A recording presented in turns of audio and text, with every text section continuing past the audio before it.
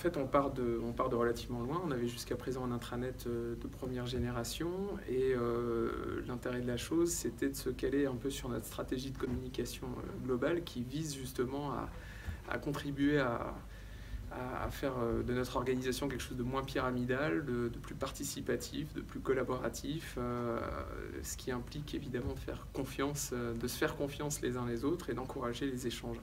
C'est ma vision de la communication interne, donc le dialogue, et c'est ce qui transparaît dans ce projet d'intranet collaboratif, tant au niveau de l'animation du site par les contributeurs que de l'utilisation par les agents.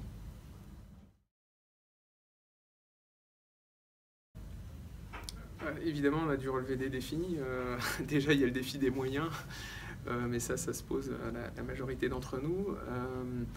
Je pense que le principal défi, et j'ai eu l'occasion de le dire tout à l'heure, c'est pas tant le projet lui-même, qui est toujours un projet web de cette envergure-là, c'est toujours un très gros chantier. Mais le plus gros du challenge, c'est maintenant, c'est accompagner ce changement, cette acculturation à non seulement un nouvel outil, mais surtout à une nouvelle culture, voilà, où les collègues vont pouvoir s'exprimer beaucoup plus librement. On n'est plus uniquement dans de la consommation d'informations, mais aussi dans de la coproduction. C'est l'enjeu d'intelligence collective. On fait comme on peut. Ça nécessite, c'est un gros boulot. Ça vient pas du jour au lendemain. C'est de l'incitation en permanence, de l'incitation déjà par le biais des actus que je peux publier en ce moment. Régulièrement, évidemment, je vais terminer mes actus en invitant les personnes à s'exprimer dans les commentaires.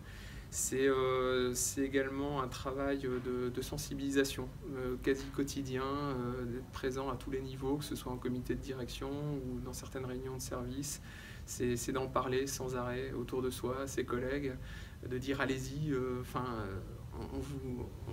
on libère la parole, vous pouvez le faire aujourd'hui.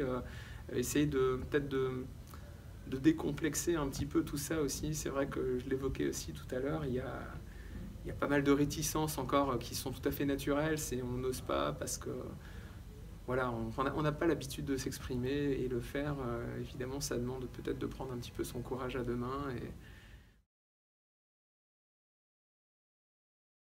La campagne de communication de Vincent, ouais, c'est vrai que c'était quelque chose d'assez intéressant, parce que j'ai réfléchi pendant près d'un an en fait, tout au long du projet, à comment on allait lancer et accompagner ce lancement. J'ai notamment lu dans vos newsletters un certain nombre de conseils, et puis au fur et à mesure qu'on avançait, déjà je me suis rendu compte.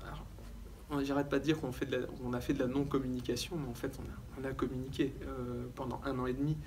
Et c'est pour ça qu'on a pu se permettre de ne pas communiquer à la fin. On a communiqué dès le début du projet, en associant les agents à des ateliers. Donc voilà, tout le monde était au courant. Les agents ont pu participer au choix du nom du site. Voilà, enfin, il y a eu de l'info tout le temps. Donc tout le monde savait que ça allait arriver, mais ne savait pas quand. Et c'est plutôt à ce niveau-là qu'on l'a joué non-communication. Et l'astuce, donc, c'était effectivement dans les 2-3 derniers mois, on n'a quasiment plus parlé dans nos supports de com interne du lancement du site. Tout le monde savait, voilà, que ça allait à peu près arriver à ce moment-là. Et donc voilà, on a gardé le silence, ça nous a arrangé, puisqu'on a dû donc décaler 2 fois la date de lancement du site, décaler un petit peu, mais décaler quand même. Donc ça nous a aussi évité de nous contredire et d'annoncer publiquement ce décalage, ce qui est très courant, je pense, dans les gros projets web de ce type-là.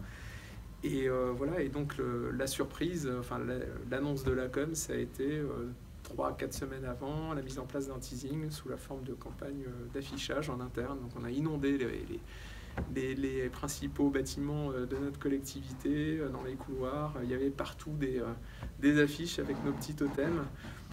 Donc 6 personnages énigmatiques qui ont beaucoup fait parler.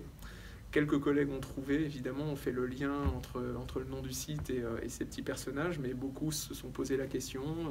Ça a été très viral, ça a fait beaucoup discuter. On nous a demandé des affiches parfois en disant elles sont super, je sais pas, il y avait un côté sympathique, donc on nous en a demandé même pour décorer des bureaux, alors que les gens ne savaient pas en fait ce que ça représentait.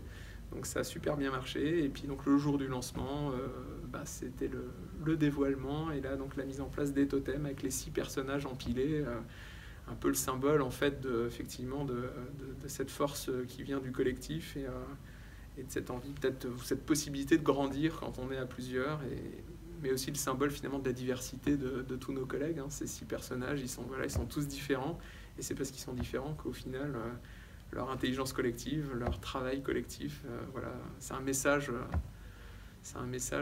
je pense, éminemment positif qu'on a voulu délivrer. Voilà.